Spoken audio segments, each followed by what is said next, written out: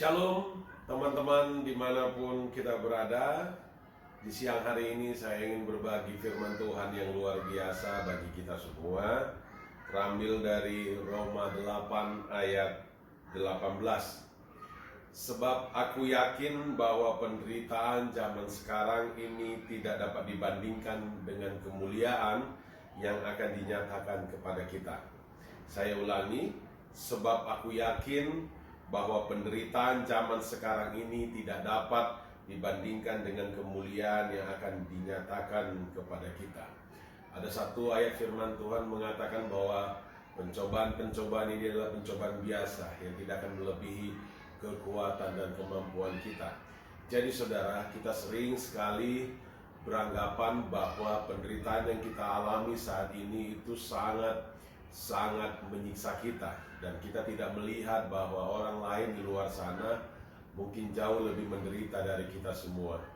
Nah, saya akan bacakan dari ayat 18 sampai ayat 30. Pengharapan anak-anak Allah.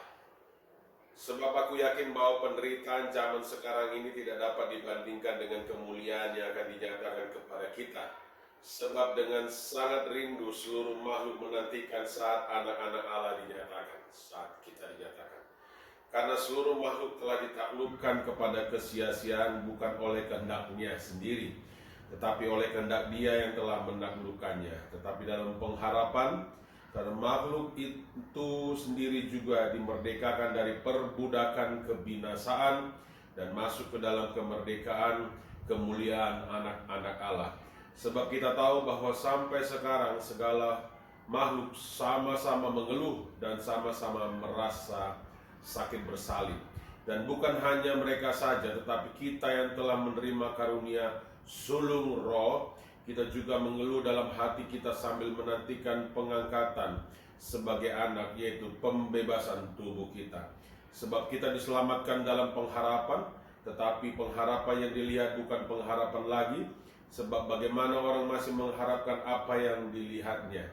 Tetapi jika kita mengharapkan apa yang tidak kita lihat, kita menantikannya dengan tekun.